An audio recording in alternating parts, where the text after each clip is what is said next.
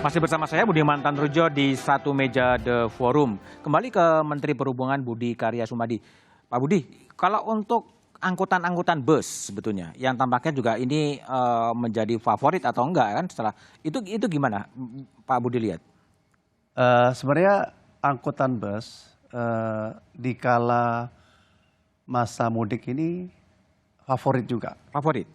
Karena bus point to point ya. Jadi katalah tadi dari Kalideres event dia itu dari Jakarta Barat itu ada yang ke Jember. Oh. Ya, jadi langsung ke Jember. Jadi orang yang ada dari Tangerang itu langsung ke Jember. Jadi favorit juga gitu. Dan banyak gitu. Tetapi memang fenomenanya adalah pemilik mobil pribadi itu ingin menggunakan mobilnya di tempat tujuan. Oke. Sehingga itu yang memberikan dorongan para pemudik menggunakan kendaraan pribadi. Jadi kalau perkiraan angka 85 juta yang bakal mudik, itu memang moda transportasi itu kebanyakan pada mana? Pada mobil pribadi? Mobil pribadi 23%. 23% menggunakan mobil pribadi. Angkutan udara? Udara itu 10%. 10%, berarti sekitar 8,9 juta. Mobil bus dan lain sebagainya? Mobil bus ya kira-kira 15% lah gitu. Kapal laut? Kapal laut relatif kecil. Kecil Kapal ya? laut itu kira-kira totalnya 1,5, 1,4 juta. Kereta gimana? Kereta kira-kira 8,4 juta. 8,4 juta. Sisanya akan menggunakan Kendaraan pribadi sama bus. kendaraan pribadi itu artinya mobil dan kemudian motor. Motor. Itu yang akan dikerjakan. Ya. Jadi kalau bus sekarang, kalau memang tadi menjadi favorit soal harga. Kadang-kadang kan harganya ada harga resminya tapi kemudian di atas dikeluhkan minta THR, minta ini, minta itu. Itu pengawasan dari pemerintah gimana? Jadi kalau kita itu kan bis-bis yang besar itu relatif terkoordinasi ya. Jadi rule of the game-nya adalah untuk kelas ekonomi ada batas atas. Jadi ilustrasinya bis yang dengan kapasitas 42 sampai 52 itu ada batas atasnya. Nggak boleh lebih. Tetapi bis VIP seperti yang bisa tidur, yang 2 tingkat, yang satu bus itu kapasitasnya cuma 30, mereka bebas untuk menetapkan tarif. Jadi yang sering dikeluhkan oleh masyarakat itu yang bis yang bisnis istilahnya, bukan yang ekonomi. Kalau ekonomi nggak boleh. Nggak boleh. Seperti halnya juga di pesawat, kalau yang ekonomi harus ada tarif batas atas. Tetapi yang bisnis, kita memberikan kebebasan mereka untuk menetapkan harga. Sejauh ini ada laporan yang masuk nggak soal pelanggaran-pelanggaran tarif di luar tarif-tarif resmi, misalnya minta THR, minta ini, minta itu gitu di atas. Ketika sudah di atas bis sebetulnya. Kalau sampai minta THR enggak. Tapi kalau kenaikan di atas batas harga itu ada. Tetapi biasanya yang bisnis gitu sebenarnya. Yang bisnis? Yang bisnis itu, yang bisnis naik. Dan ya, biasanya kan yang vokal-vokal itu justru yang bisnis itu kan. Nah itu ada itu. Tetapi kalau sejauh ini nggak ada laporan. Nggak ada seperti laporan. tadi saya konfirmasi ke teman-teman. Jadi ada persatuan pengemudi bis ya bertanya tahu itu. Coba tanyakan dia itu bisnis atau ekonomi gitu ya. Pasti itu bisnis naik. Jadi kalau ekonomi relatif pemain operator sarana itu relatif tertib ya untuk melaksanakan apa yang kita tetapkan. Kalau kereta api gimana posisinya sekarang? Kereta api itu 8,4 juta.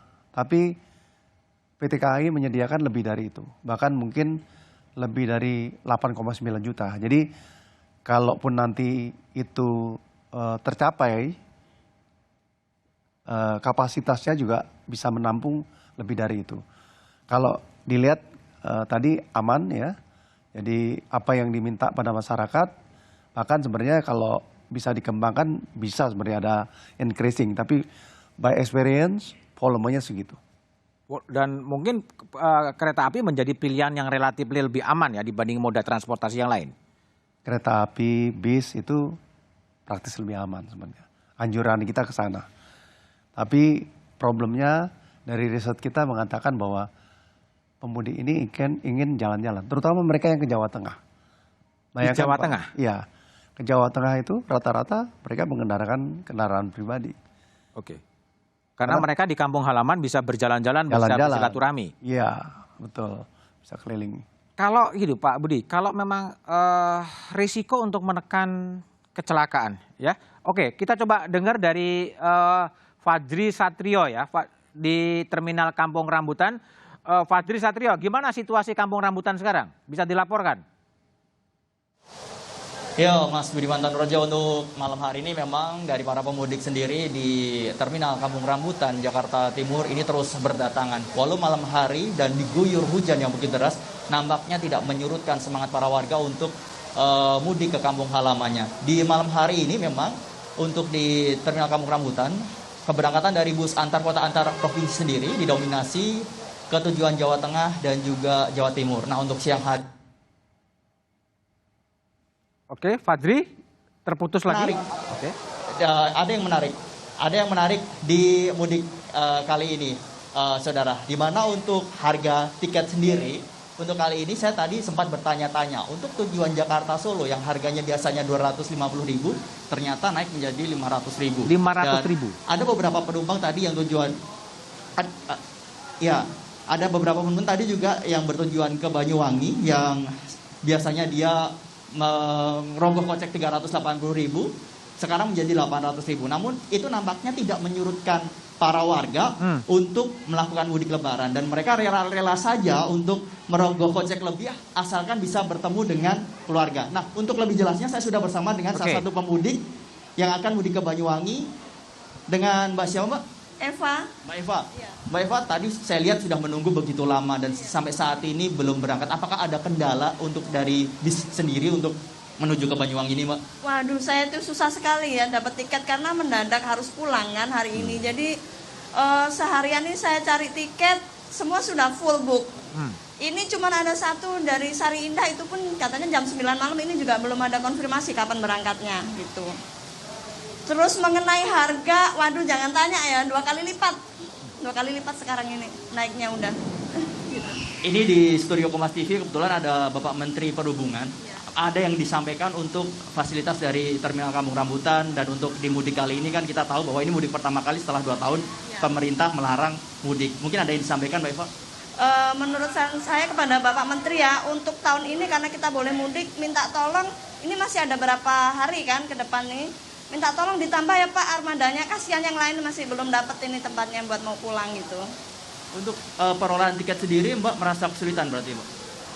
Ya, agak sulit ya. Ini soalnya apa namanya, udah semua pada nggak ada gitu. Terus kalau misalkan kita cari ke calo, tahu sendiri kan harganya tambah, nggak mungkin lah kita mau beli gitu kan. Sekarang sudah zaman online, apakah di online sendiri juga sudah habis, Mbak? Di online itu tinggal Sari Indah aja yang hari ini saya dapat, lainnya udah full book semua. Gitu. Untuk saat ini sudah dipastikan dapat tiket ya, Mbak? Ya, untuk sekarang hari ini aja. Besoknya itu udah nggak ada juga kan.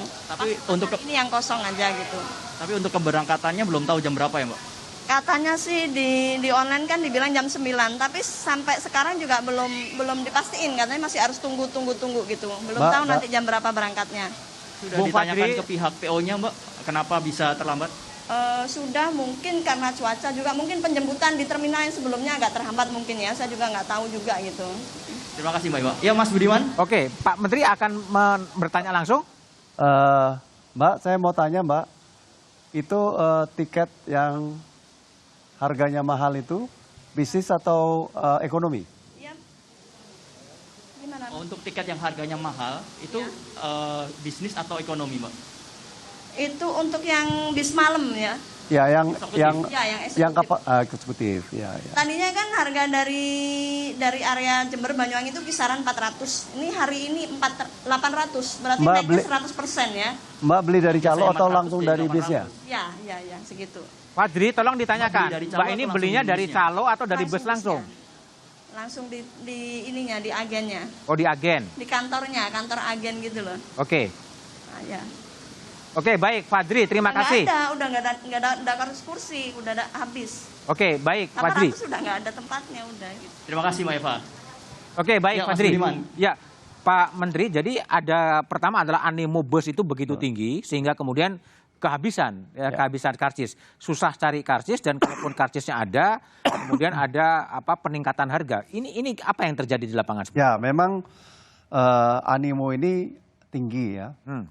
Dan di sini kan selama COVID kan memang tidak beroperasi. Oke. Jadi mereka memang baru memperbaiki bisnisnya. Jadi memang mungkin jumlah yang bisa dioperasikan itu terbatas. Oke. Tapi kita menjadikan masukan bagi kita untuk tentang jumlah dan harga. Oke.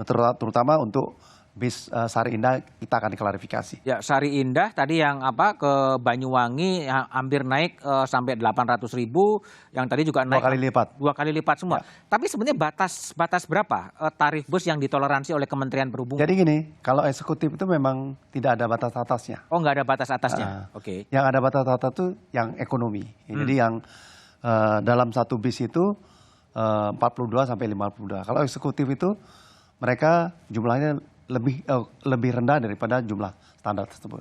Tapi problem lainnya kan susah juga nyari tiketnya ya Pak Budi, Pak Menteri ya? Ya memang kalau hari ini pasti akan susah. Sama dengan kereta api. Tadi saya ke kereta api, tiket sudah habis memang. Kalau hari ini, untuk hari ini. Tapi kami coba minta kepada operator untuk menambahkan jumlah bis yang akan dioperasikan. Oke. Tapi kalau pengawasan di lapangan terhadap kekurangan bis dan juga kemudian lonjakan tarif, apakah ada kemudian petugas-petugas dari Kementerian Perhubungan atau dari mana yang memantau atau posko pengaduan atau apapun juga itu? Kita ada inspektur yang di sana dan petugas kita ada yang di sana. Jadi kalau mengenai tarif yang ekonomi relatif aman. Tapi mengenai jumlah memang supply-nya itu tidak bisa dimaksimalkan karena keadaan bis.